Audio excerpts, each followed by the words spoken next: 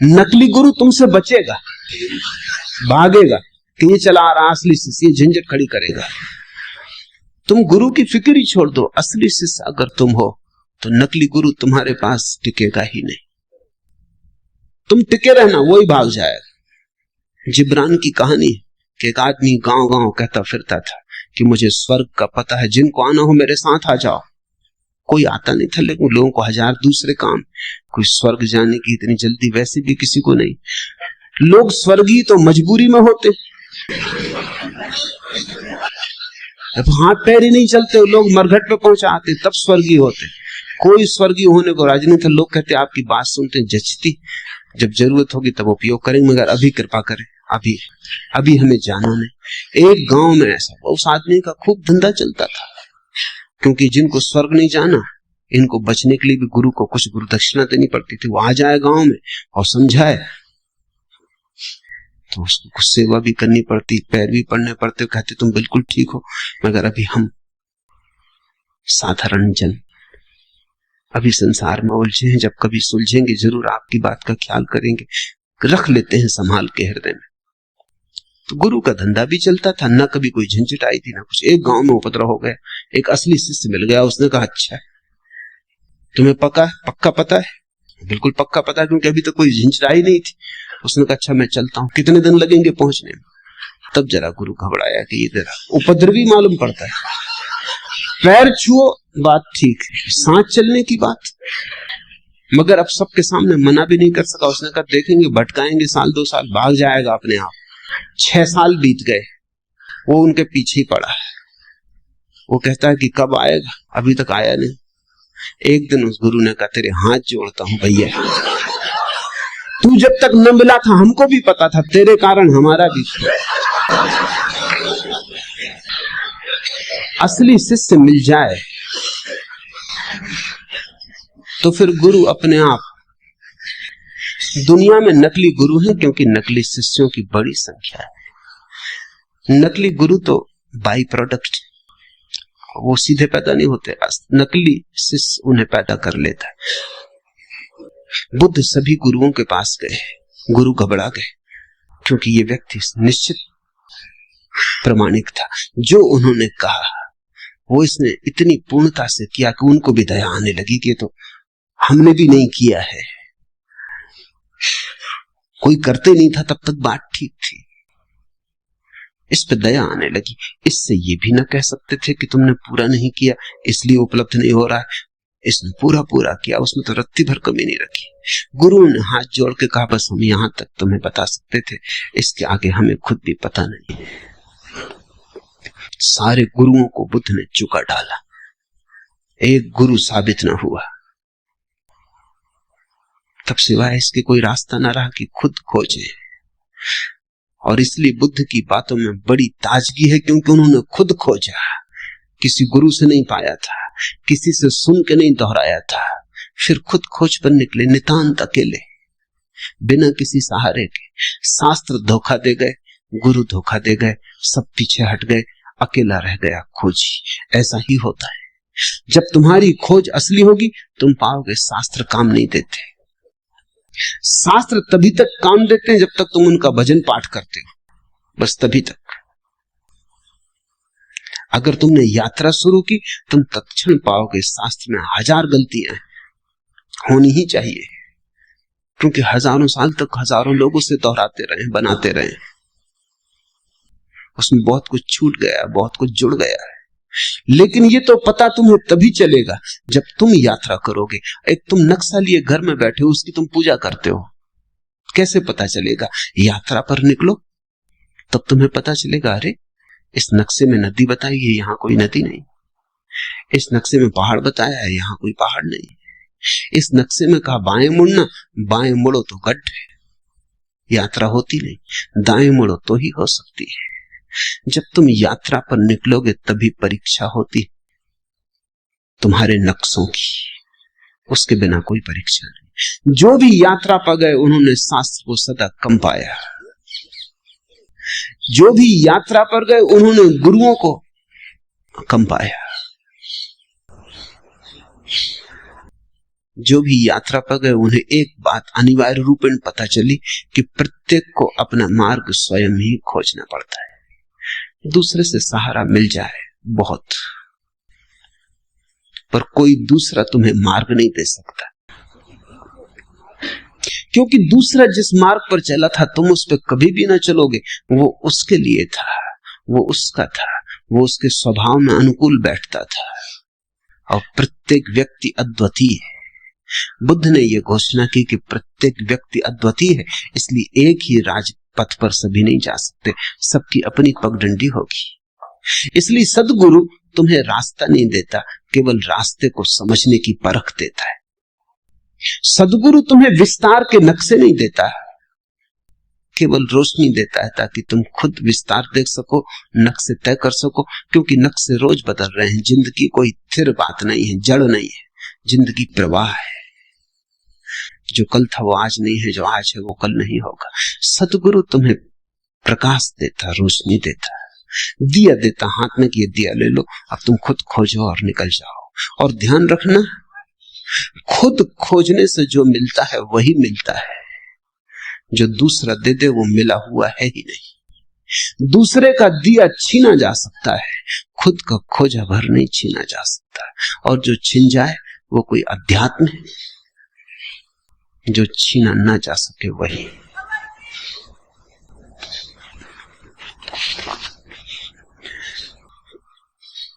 पहली गाथा, मन सभी प्रवृत्तियों का पुरोगामी है, मन उनका प्रधान है, वे मनोमय। यदि कोई दोषयुक्त मन से बोलता है या कर्म करता है तो दुख उसका अनुसरण वैसे ही करता है जैसे गाड़ी का चक्का खींचने वाले बैलों के पैर का। छोटा सूत्र पर बड़ा दूरगामी।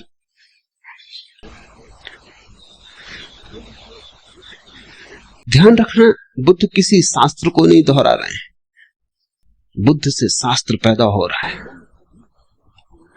मन सभी प्रवृत्तियों का पुरोगामी है। कोई भी वृत्ति उठती है, राह पर तुम खड़े हो, एक सुंदर कार निकली, क्या हुआ तुम्हारे मन में? एक छाप पड़ी, एक काली कार निकली, एक प्रतिबिंब गूंजा। कार के निकलने से वासना पैदा नहीं होती। अगर तुम देखते रहो और तुम्हारा देखना ऐसा ही तटस्थ हो जैसे कैमरे की आंख होती, कैमरे के सामने से भी कार निकल जाए, वो फोटो भी उतार देगा, तो भी कार खरीदने नहीं जाएगा और न सोचेगा कि कार खरीदनी है। अगर तुम वहां खड़े हो और कैमरे जैसी तुम्हारी आंख है, तुमने सिर्फ देखा, काली कार गुजर गई, चित्र बना गया, एक छाया आई गई, कुछ भी कठिनाई नहीं। लेकिन जब ये काली छाया कार की तुम्हारे भीतर से निकल रही, तब तुम्हारे मन में एक कामना जगी, ऐसी कार मेरे पास हो। मन में एक विकार उठा, एक लहर उठी, जैसे पानी में किसी ने कंकड़ फेंका और लहर उठी। कार तो जा चुकी, अब लहर तुम्हारे साथ है। अब ये लहर तुम्हें चलाएगी। तुम धन कमाने में लगोगे, या तुम चोरी करने में लगोगे, या किसी की जेब काटोगे। अब तुम कुछ करोगे। अब वृत्ति ने तुम्हें पकड़ा। अब वृत्ति तुम्हारी कभी क्रोध करवाएगी अगर कोई बाधा डालेगा। अगर कोई मार में आएगा तो तुम हिंसा करने को उतारू हो जाओगे, मरने मारने को उतारू हो जाओगे। अगर कोई सहारा देगा तो तुम मित्र हो जाओगे, कोई बाधा देगा तो शत्रु हो जाओगे। अब तुम्हारी रातें इसी सपने से भर जाएंगी। बस ये कार तुम्हारे आसपास घूमने लगेगी। जब तक ये ना हो जाए तुम्हें चैन ना मिलेगा। और मजा ये है कि वर्षों की मेहनत के बाद जिस दिन ये तुम्हारी हो जाएगी, तुम अचानक पाओगे कार तो अपनी हो गई, लेकिन अब इन वर्षों की बेचैनी का अभ्यास हो गया। अब बेचैनी नहीं छोड़ती। कार तो अपनी हो गई लेकिन बेचैनी नहीं जाती, क्योंकि बेचैनी का अभ्यास हो गया। अब तुम इस बेचैनी के लिए नया कोई यात्रा पथ खोजोगे, बड़ा मकान बनाना है, हीरे जवाहरात खरीदने हैं। अब तुम कुछ और करोगे क्योंकि अब बेचैनी तुम्हारी आदत हो गई। और अब इस बेचैनी का तुम क्या करोगे? इस सालों तक बेचैनी को संभाला, कार तो मिल गई, लेकिन अब कार का मिलना न मिलना बराबर है। अब ये बेचैनी पकड़ गई। इसलिए तो धनी बहुत लोग हो जाते हैं और धनी नहीं हो पाते, क्योंकि जब वे धनी होते हैं तब तक बेचैनी अभ्यास का हो गया उसका। जब तक धनी हुए तब तक चैन से ना रह सके, सोचा कि जब धनी हो जाएंगे तब चैन से रह लेंगे, लेकिन चैन कोई इतनी आसान बात है? अगर बेचैनी का अभ्यास घना हो गया तो धनी तो तुम हो जाओगे, बेचैनी कहां जाएगी? तब और धनी होने की दौड़ लगती और मन कहता और धनी हो जाएं फिर। लेकिन सारा जाल मन का है।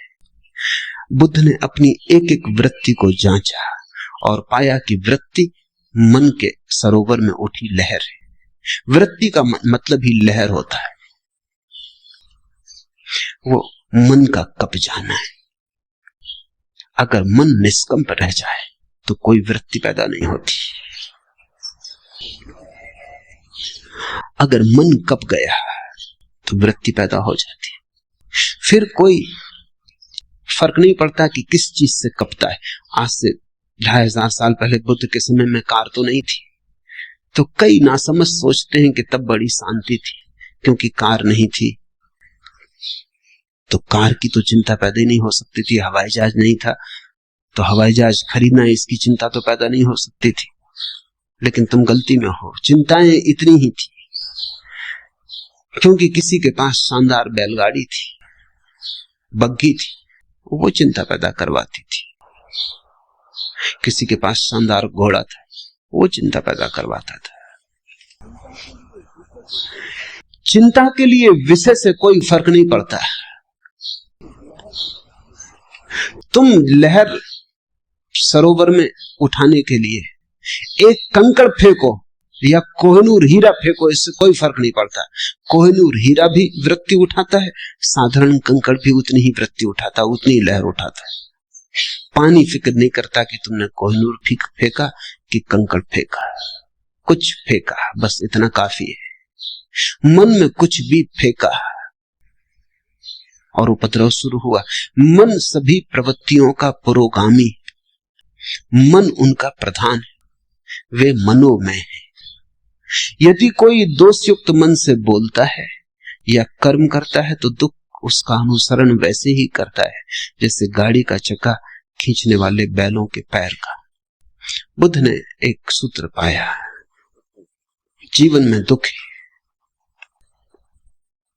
हम भी जीवन में दुखी हैं। और जब हमें दुख पकड़ता है तो हम पूछते हैं किसने दुख पैदा किया, कौन मेरा दुख पैदा कर रहा है? पत्नी, पति, बेटा, बाप, मित्र, समाज, कौन मेरा दुख पैदा कर रहा है? आर्थिक व्यवस्था, सामाजिक ढांचा, कौन मेरा दुख पैदा कर रहा है? मार्क्स से पूछो तो वो कहता है दुख पैदा हो रहा है क्योंकि समाज का आर्थिक ढांचा गलत है, गरीबी है, अमीरी है, इसलिए दुख पैदा हो रहा है। फ्रायड से पूछो तो वो कहता है दुख इसलिए पैदा हो रहा है कि मनुष्य को अगर उसकी वृत्तियों के प्रति पूरा खुला छोड़ दिया जाए तो वो जंगली जानवर जैसा हो जाता है। दुख पैदा होगा उससे, सभ्यता नष्ट हो जाएगी। अगर उसे संभाला बुझाया जाए, तैयार किया जाए, परिष्कृत किया जाए तो दमन हो जाता है। दमन होने से दुख पैदा होता है। इसलिए फ्रायड ने कहा दुख कभी भी ना मिटेगा। अगर आदमी को बिल्कुल खुला छोड़ दो तो मारकाट हो जाएगी, क्योंकि आदमी के भीतर 1000 तरह की जानवरी वृत्तियां हैं। अगर दबाओ, ढंग का बनाओ, सज्जन बनाओ तो दमन हो जाता है, दमन होता है तो दुख होता रहता है, वृत्तियां पूरी नहीं हो पाती। पूरी करो तो मुसीबत, न पूरी करो तो मुसीबत। तो फ्रायड ने तो अंत में कहा कि आदमी जैसा है कभी सुखी हो ही नहीं सकता, सुख असंभव है। फ्रायड और मार्क्स, इनका विश्लेषण ही अगर अकेला विश्लेषण होता तो पक्का है कि आदमी कभी सुखी नहीं हो सकता, क्योंकि रूस में गरीब अमीर मिट गए लेकिन दुख नहीं मिटा। गरीब अमीर मिट गए तो दूसरे वर्ग खड़े हो गए। कोई पद पर है, कोई पद पर नहीं है, कोई कम्युनिस्ट पार्टी में है, कोई कम्युनिस्ट पार्टी में नहीं है। जो पद पर है वो इतना शक्तिशाली हो गया है जितना धनी पुराने दिनों में कभी भी न था, और जो पद पर नहीं है वो इतना निर्बल हो गया है जितना भूखा भिखमंगा गरीब कभी नहीं था। धनी के हाथ में इतनी ताकत कभी नहीं थी जितनी रूस में पदाधिकारी के हाथ में। संघर्ष वहीं के वहीं खड़ा है, भेद वहीं के वहीं खड़ा है। वर्ग नए बन गए, पुराने मिटे। तो कुछ ऐसा लगता है आदमी बीमारी बदलता जाता है। क्रांतियों के नाम से केवल बीमारी बदलती, कुछ भी बदलता नहीं। ऊपर के ढंग बदलते हैं, भीतर का रोग जारी रहता है। सब क्रांतियां व्यर्थ हो गई। सिर्फ बुद्ध की एक क्रांति अभी भी सार्थकता रखती। बुद्ध कहते हैं तुम्हारे मन में ही कारण है। बाहर खोजने गए, पहला कदम ही गलत पड़ गया, अब तुम ठीक कभी ना हो पाओगे। तुम्हारे मन में ही दुख का कारण है। जब भी तुम किसी को दुख देना चाहते हो तुम दुख पाओगे। जब भी तुम दुख देने की आकांक्षा से भरे किसी विचार के पीछे जाते हो तुम दुख के बीज बो रहे हो। दूसरे को दुख मिलेगा या नहीं मिलेगा, तुम्हें दुख जरूर मिलेगा। तुम अगर आज दुख पा रहे हो तो बुद्ध कहते हैं कल बोए बीजों का फल है। और अगर कल तुम चाहते हो दुख न पाओ तो आज कृपा करना, आज बीज मत बोना। यदि कोई दोषयुक्त मन से बोलता है, सोचता है, व्यवहार करता है या वैसे कर्म करता है तो दुख उसका अनुसरण वैसे ही करता है जैसे गाड़ी जाती तो बैलों के पीछे चाक चले आते। तुम्हारे मन में अगर किसी को भी दुख देने का जरा सा भी भाव है तो तुम अपने लिए बीज बो रहे हो, क्योंकि तुम्हारे मन में जो दुख देने का बीज है वो तुम्हारे ही मन की भूमि में गिरेगा, किसी दूसरे की मन की भूमि में नहीं गिर सकता। बीज तो तुम्हारे भीतर है, वृक्ष भी तुम्हारे भीतर ही होगा, फल भी तुम ही भोगोगे। अगर बहुत गौर से देखा जाए तो जब तुम दूसरे को दुख देना चाहते हो तब तुमने अपने को दुख देना शुरू कर ही दिया। तुम दुखी होने शुरू हो ही गए। तुम क्रोधित हो, किसी पर क्रोध करके उसे नष्ट करना चाहते हो, उसे तुम करोगे या नहीं ये दूसरी बात है, लेकिन तुमने अपने को नष्ट करना शुरू कर दिया। बुद्ध कहते थे क्रोध से बड़ी कोई मूढ़ता नहीं। दूसरे के कसूर के लिए तुम अपने को दंड देते हो। एक आदमी ने तुम्हें गाली थी, कसूर उसका होगा, अब क्रोधित तुम हो रहे हो, दंड तुम अपने को दे रहे हो, कसूर उसका था। इससे ज्यादा मूढ़ता और क्या हो सकती। उसने गाली दी, उसकी समस्या है, तुम क्यों बीच में आते हो। तुम गाली मत लो, लेने पर निर्भर है, लेना आवश्यक नहीं। आप मुझे गाली दे सकते हैं लेकिन लेने पे थोड़ी मजबूर कर सकते। देना आपके बस में, लेना मेरे बस में। उस मालकियत को मुझसे कोई कभी नहीं छीन सकता। मैं कह सकता हूं कि नहीं लेता, फिर तुम क्या करोगे। तुम्हारी गाली तुम्ही पर लौट जाएगी। तुमने गाली देने के लिए जो तैयारी में दुख भोगा वो भोगा, अब गाली लौटेगी तब तुम जो दुख भोगोगे वो भोगोगे। जब हम किसी चीज को अपने मन के भीतर ले लेते तभी वो सक्रिय हो जाती और दूसरे से लेने की कोई जरूरत नहीं है। तुम अपने भीतर ही इतने दुख के बीज पैदा करते रहते हो अकारण। मैं कलकत्ते में एक मित्र के घर मेहमान होता था। उनके पास सबसे बढ़िया कोठी है कलकत्ते, थी कहना चाहिए, अब नहीं। अब एक दूसरी कोठी खड़ी हो गई, पड़ोस में खड़ी हो गई।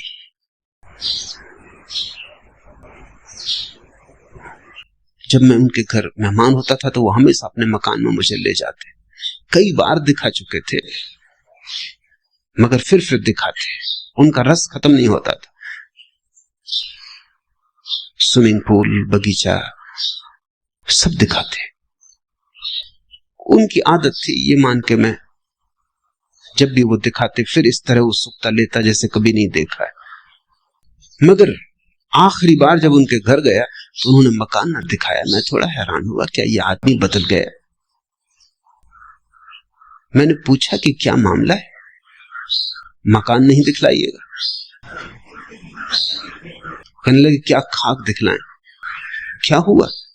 देखते नहीं कि बगल में एक बड़ा मकान खड़ा हो गया, जब तक इससे बड़ी कोठी ना कर लूं तब तक अब चैन नहीं। अब क्या दिखाना है? इनका मकान वैसी का वैसा है, क्योंकि बगल का मकान इनके मकान में कुछ फर्क नहीं किया है। इनका मकान ठीक उतना ही सुंदर है जैसा था, लेकिन बगल में एक मकान खड़ा हो गया। बड़ी लकीर किसी ने खींच दी, इनकी लकीर छोटी हो गई बिना छुए। किसी ने छुआ नहीं, हाथ नहीं लगाया, मगर बगल में एक लकीर खड़ी हो गई। उनकी पत्नी ने मुझसे कहा कि कुछ समझाइए इनको, न सोते हैं न चैन, इनकी छाती पे बोझ हो गया वो बगल का मकान। बगल के मकान वाले को शायद पता भी ना हो कि कोई जला भुंजा जा रहा है, कि कोई मरा जा रहा है। मगर इस आदमी ने अपने भीतर एक बीज बो लिया। ये उस मकान से नहीं आया है, क्योंकि इसकी पत्नी को कोई तकलीफ नहीं, इसकी पत्नी भी वही है, इसे कोई तकलीफ नहीं। मकान से नहीं आया है, इसके अपने भीतर के मन का रोग है। एक ईर्ष्या जगी, अहंकार को चोट लगी है। मैंने उनसे कहा कि मैं सदा जानता था कभी न कभी ये झंझट होगी। आप अपने मन में अपने मकान का इतना रस लेते कि कोई भी मकान अगर खड़ा हो गया तो आप जी ना सकोगे। क्योंकि सदा आपको देख के मुझे ऐसा लगा ये मकान आपके लिए नहीं है, आप मकान के लिए हो। आप मालिक नहीं हो, ये मकान मालिक है। आप वस्तु को अपना सब संभाल दिए, दे दिए वस्तुओं को, आप गुलाम हो गए। मुझे डर था कि कभी न कभी ये होगा, कोई मकान बड़ा बगल में खड़ा हो जाएगा तो तुम न झेल पाओगे। वो रुग्ण रहने लगे जब से वो मकान बन गया।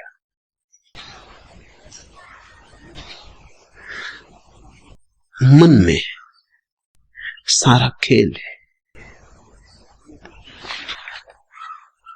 यही जिंदगी मुसीबत, यही जिंदगी मसरत, यही जिंदगी हकीकत, यही जिंदगी फसाना। कैसी मन की व्याख्या है, कैसे तुम देखते हो, कैसे तुम सोचते हो, कैसी तुम व्याख्या करते हो जीवन की, सब उस पर निर्भर है। मन सभी प्रवृत्तियों का पुरोगामी है, मन उनका प्रधान है। यदि कोई प्रसन्न मन से बोलता है या कर्म करता है तो सुख उसका अनुसरण करता है, वैसे ही जैसे कभी साथ न छोड़ने वाली छाया। अगर तुम दुखी हो तो अपने को कारण जानना, अगर सुखी हो तो अपने को कारण जानना। अपने से बाहर कारण को मत ले जाना, वही धोखा है। इसको ही मैं धार्मिक क्रांति कहता हूं। जिस व्यक्ति ने अपने जीवन के सारे कारणों को अपने भीतर देख लिया, वो व्यक्ति धार्मिक हो गया, क्योंकि अब उसके हाथ में है बात। अब दुखी होना हो तो तुम जानते हो कौन से बीज बोने, सुखी होना हो तो जानते हो कौन से बीज बोने। अब कोई मजबूरी न रही। फिर अगर दुख में ही मजा लेना हो तो मजे से बीज बो, कोई बाधा नहीं डाल सकता है। लेकिन एक बात फिर तुम न कर सकोगे कि दुख के तो बीज बो और रोना भी रो कि मैं दुखी क्यों।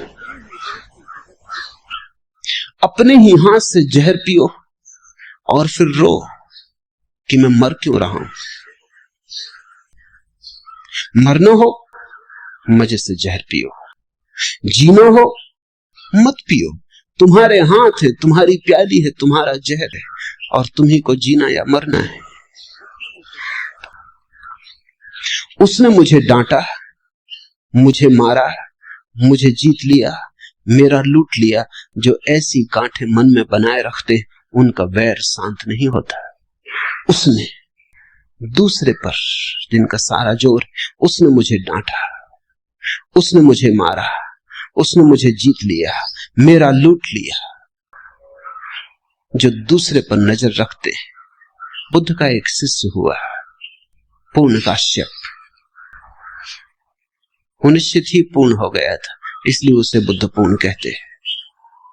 फिर एक दिन बुद्ध ने उससे कहा कि पूर्ण, अब तू पूर्ण सच में ही हो गया, अब मेरे साथ साथ डोलने की कोई जरूरत ना रही, अब तू जा, अब तू गांव गांव नगर नगर घूम और डोल, मेरी खबर ले जा, मेरे पास तूने जो पाया है उसे लुटा। पुण्य का भगवान, किस दिशा में जाऊं? आप इशारा करते हैं।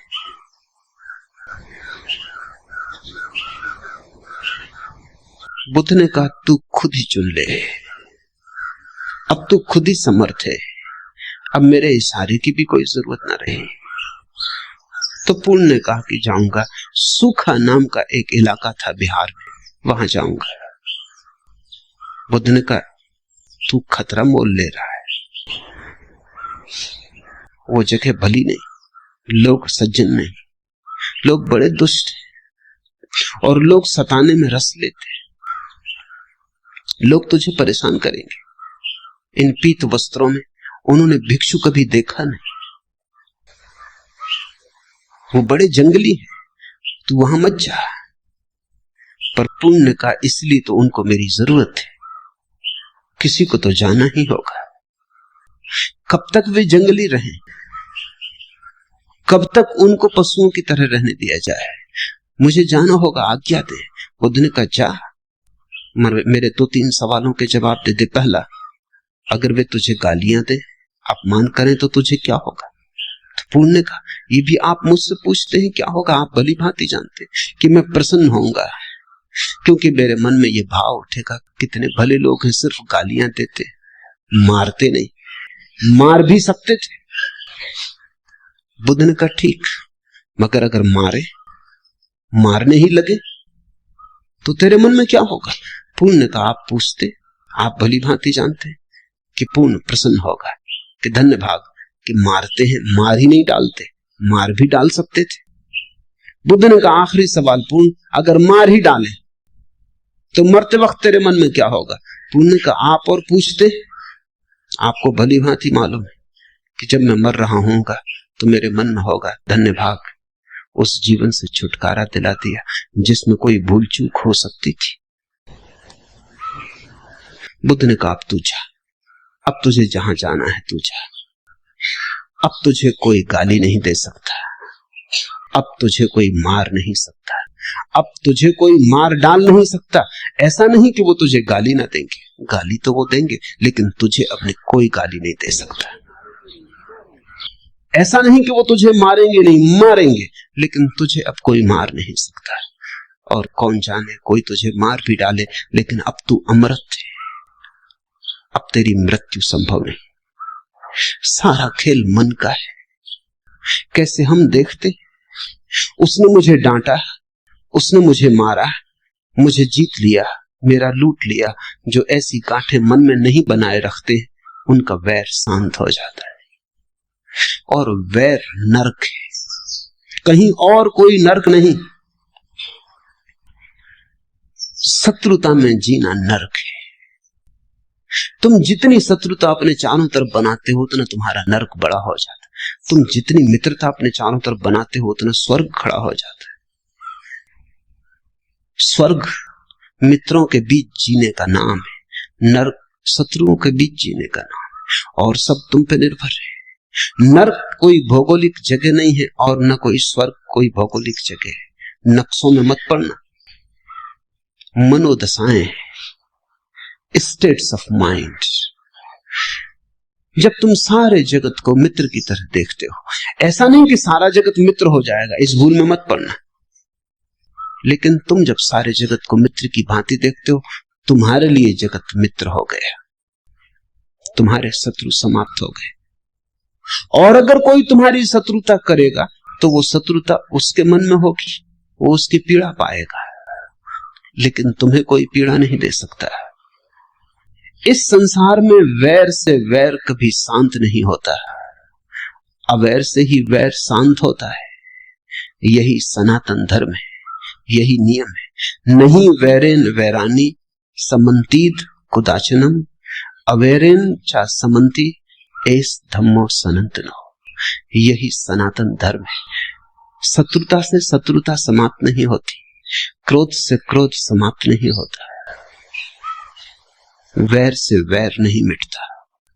और जितना वैर बढ़ता जाता है उतना तुम अपने चारों तरफ अपने हाथों नरक निर्मित करते चले जाते हो।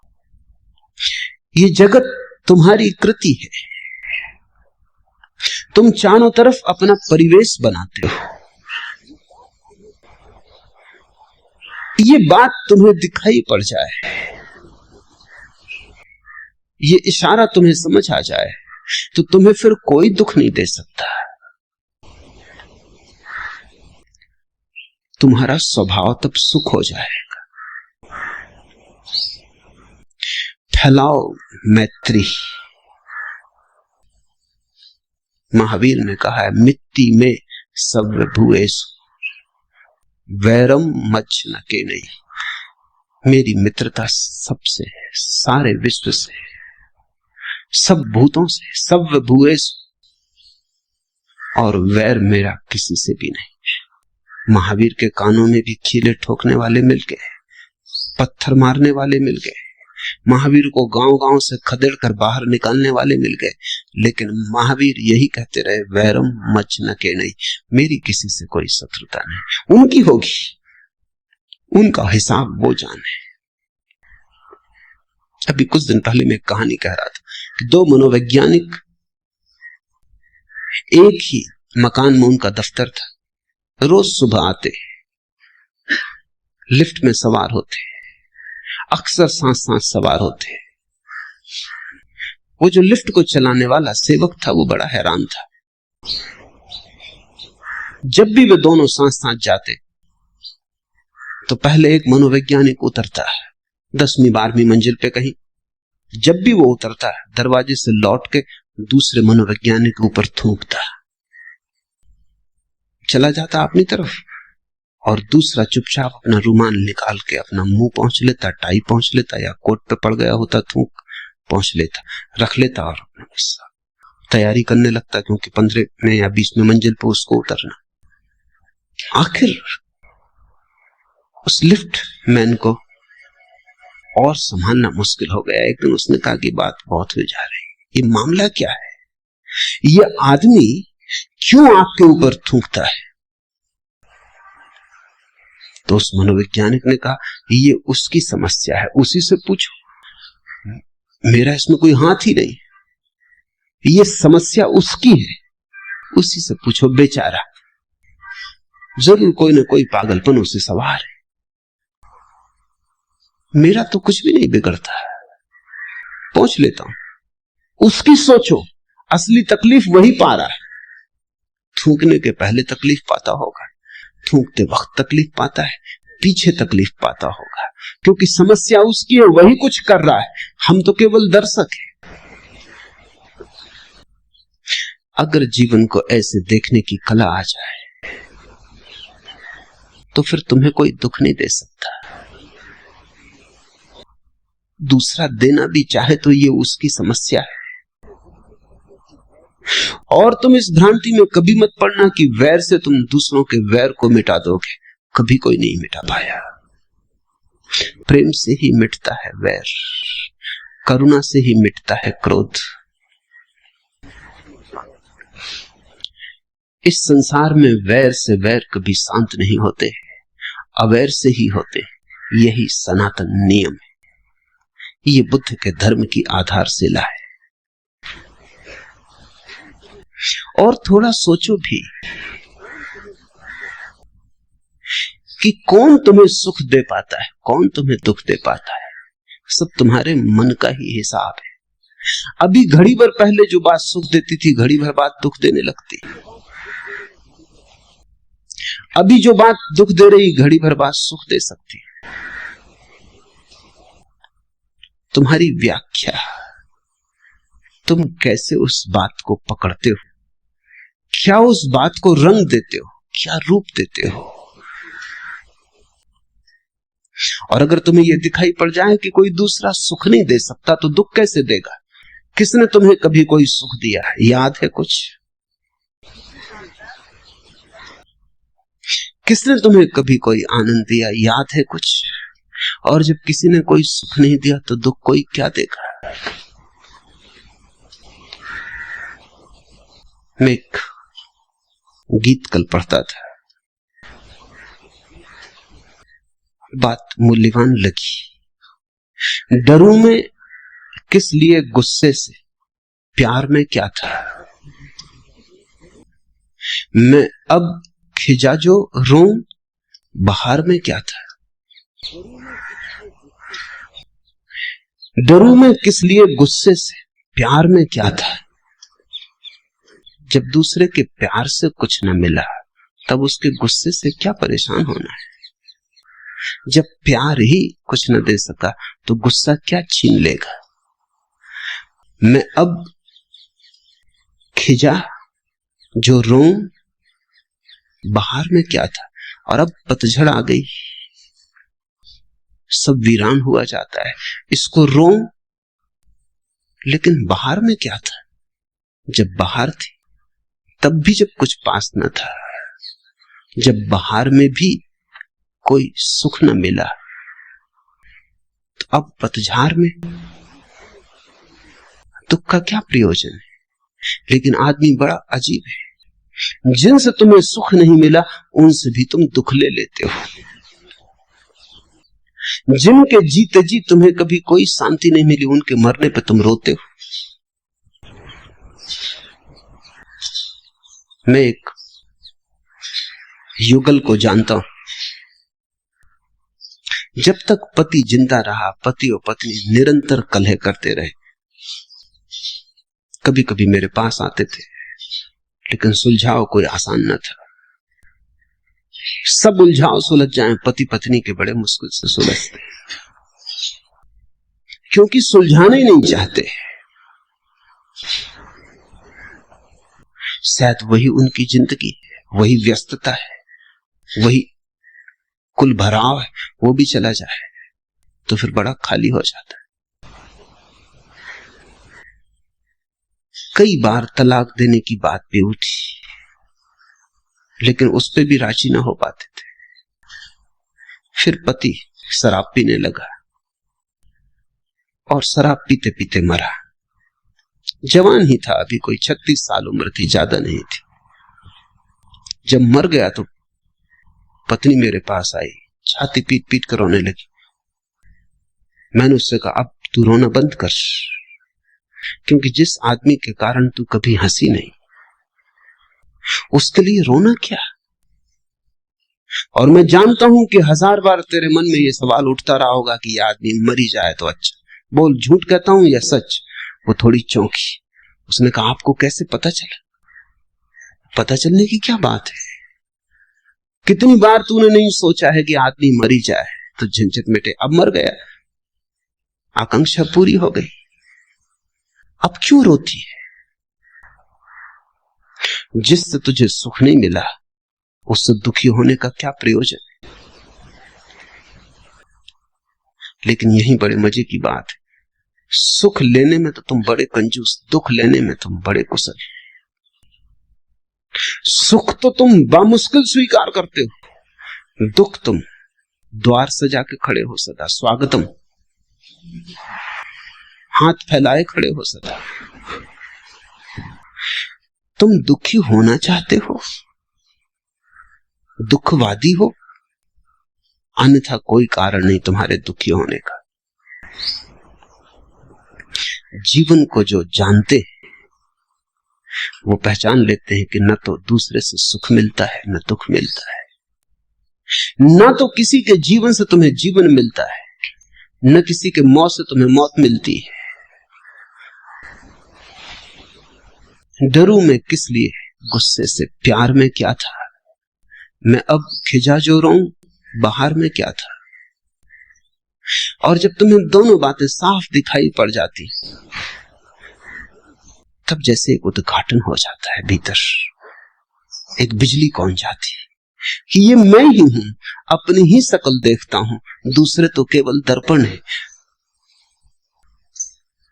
अपने ही प्रतिबिंब, अपनी ही प्रतिध्वनि, अपनी ही परछाई पकड़ता हूं, दूसरे तो केवल दर्पण है, घाटियां हैं जिनमें अपनी ही आवाज गूंज के लौट आती है।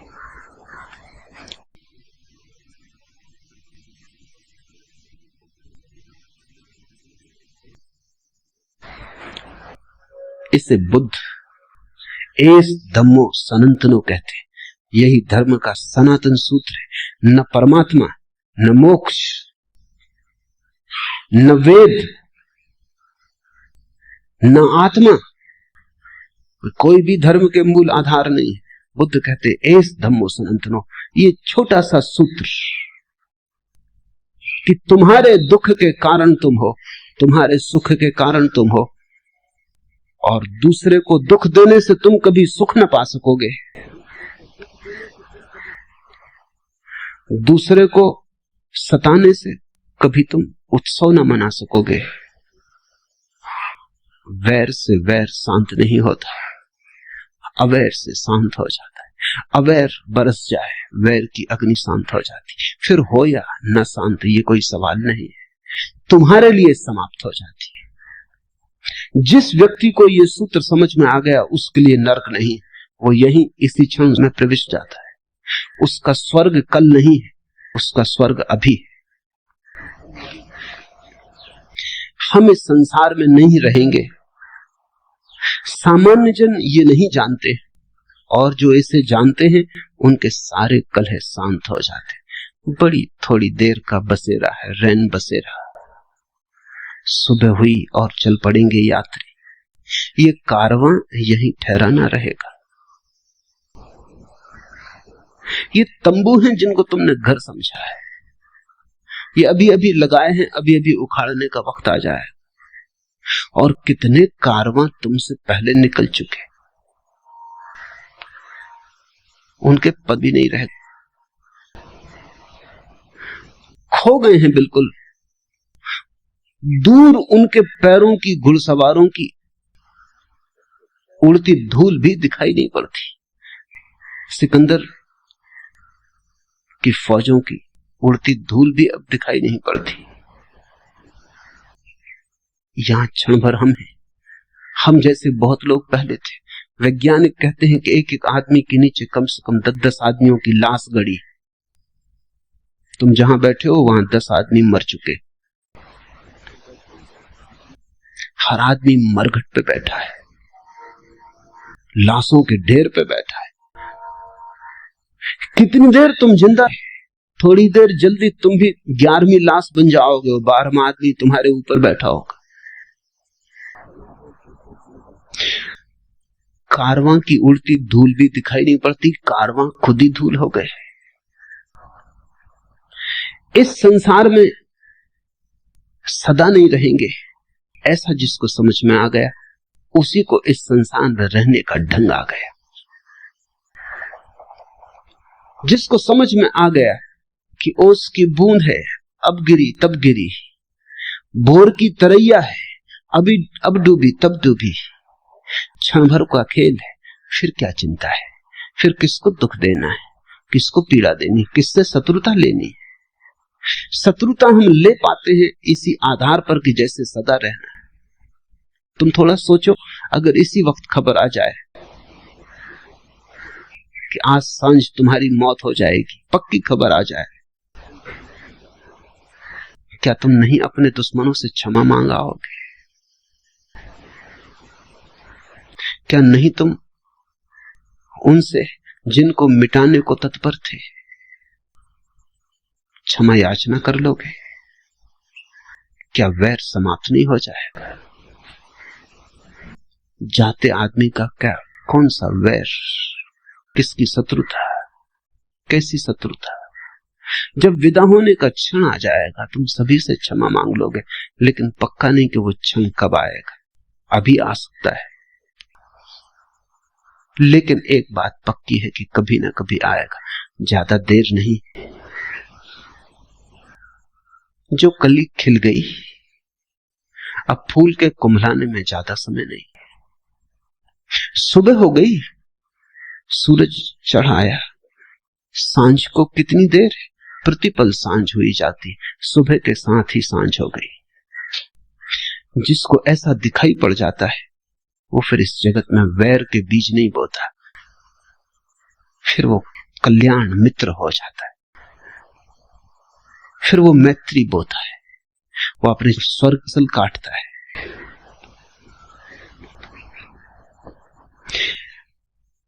हम इस संसार में नहीं रहेंगे, सामान्य जन ये नहीं जानते, ऐसे जीते हैं जैसे सदा यहां रहना है, उसी से सारी भूल हो जाती है। और जो इसे जानते हैं उनके सारे कलह शांत हो जाते हैं। क्षण भंगुर है जीवन,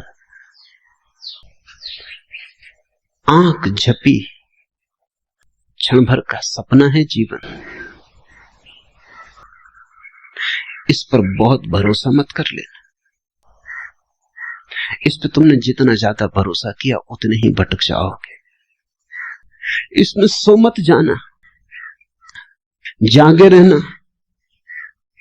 नींद स्वाभाविक लगती है क्योंकि नींद सनातन की आदत हो गई है। जागना कठिन मालूम पड़ता है क्योंकि कभी जागे नहीं, लेकिन एक बार तुम जाग जाओगे तो ये जीवन तो क्षणभंगुर हो जाएगा, महाजीवन के द्वार खुलेंगे। एक बार तुम जाग के देख लोगे तो तुम हंसोगे, क्या सपने देखते थे, जबकि सत्य के खजाने उपलब्ध थे। लेकिन बुद्ध उन खजानों के संबंध में कुछ भी नहीं कहते। वो कहते हैं डर है। खजाने की बात भी तुम सुन लेते हो सपने में तो तुम उसका भी सपना बना लेते हो और नींद तुम अपनी गहरी कर लेते हो। इसलिए बुद्ध कहते हैं उस संबंध में कुछ भी ना कहेंगे। इसलिए बुद्ध निषेधात्मक है, निगेटिव है। उनका धर्म नकार का है। वो ब्रह्म की बात नहीं करते क्योंकि वो तो उसकी बात हो जाएगी जो खुली आंख से दिखाई पड़ता है। वो मोक्ष की बात नहीं करते क्योंकि तुमसे क्या मोक्ष की बात करनी, तुम इतनी गहरी नींद में पड़े हो, तुमने संसार की ऐसी शराब पी ली कि तुमसे क्या मोक्ष की बात करनी। शराब के नशे में तुम मोक्ष को सुनोगे भी तो भी कुछ और समझोगे, अनर्थ हो जाएगा। वो कहते हैं इतना ही समझो कि तुम नाली में पड़े हो, बेहोश पड़े हो, जागो। बुद्ध मेटाफिजिक्स, दर्शन शास्त्र की बात नहीं करते, वो सिर्फ तुम्हारी बीमारी की बात करते हैं और निदान उनका दुरुस्त 100% सही है। इस निदान पर सोचना। बुद्ध का धर्म भरोसे का धर्म नहीं, गहन सोच विचार, चिंतन मनन, और उसी चिंतन मनन और सोच विचार से उठे हुए ध्यान का धर्म है। परमात्मा, आत्मा, मोक्ष, ये शब्द बुद्ध के लिए पराये। बुद्ध तो तुम्हारे मन का खंड खंड करेंगे क्योंकि तुम्हारा मन ही एकमात्र सवाल है। जो उपनों ने कहा है, वेदों ने कहा है, कुरान ने कहा है, बाइबल ने कहा है, लेकिन बुद्ध उसको कहते नहीं। इस बात को स्मरण रखना, जो पाना है वो पाकर ही जाना जाएगा। उसकी चर्चा व्यर्थ है और उसकी चर्चा खतरनाक है। ज़ेन फकीर हैं जापान में, बुद्ध को प्रेम करते हैं, सुबह सांझ पूजा करते हैं, लेकिन वे कहते हैं अगर बुद्ध का भी बहुत ज्यादा विचार मन में आने लगे और बुद्ध के प्रति भी बहुत ज्यादा लगाव बनने लगे तो सावधान, कहीं नींद में नया सपना तो नहीं आता। तो रास्ते में जाएं, उठा के तलवार काट देना। बोकुजू अपने गुरु के पास था, उसके गुरु ने कहा कि देख अब वो खतरा करीब आ रहा है जब बुद्ध तुझे रास्ते पे मिलेंगे, तू डरना मत, लगाव भी मत करना, राग मत लगाना, उठा के तलवार काट देना, 2 टुकड़े खंड खंड कर देना बुद्ध के, चाहे तोड़ के नमस्कार कर लेना लेकिन पहले तोड़ देना। बोकुजू ने कहा लेकिन तलवार, कहां से तलवार लाऊंगा वहां? गुरु ने कहा घबरा मत, जहां से बुद्ध को लाया, कल्पना का सब जाल है, वहीं से तलवार भी ले आना। उठा के एक तलवार काट ही देना, कहीं ऐसा ना हो कि बुद्ध का सपना आने लगे। बुद्ध ने सपने को कोई सहारा नहीं दिया। बुद्ध से बड़ा मूर्ति भंजक जगत में नहीं हुआ है। और बड़े विडंबना की बात, बुद्ध से ज्यादा मूर्तियां किसी की नहीं, और उससे बड़ा मूर्ति भंजक कोई नहीं। उर्दू में शब्द है बुद्ध के लिए बुद्ध। बुद्ध जो है, जिसका मतलब अब मूर्ति होता है, बुद्ध का ही बिगड़ा हुआ रूप है। इतनी मूर्तियां बनी बुद्ध की कि बुद्ध शब्द बुद्ध होके मूर्ति का ही पर्यायवाची हो गया। और इतना बड़ा मूर्ति भंजक कोई भी नहीं। बुद्ध की तलवार तुम्हें काटेगी, तुम्हें खंड खंड कि तुम ही बचो तुम्हारी शुद्धता में, तुम्हारे परिपूर्ण निर्दोषता में, तुम्हारे क्वारेपन में। वही बच्चा है जो काटा नहीं जा सकता। नैनम छिदन्ति शस्त्राणि, जिसे छेदा नहीं जा सकता, जिसे जलाया नहीं जा सकता।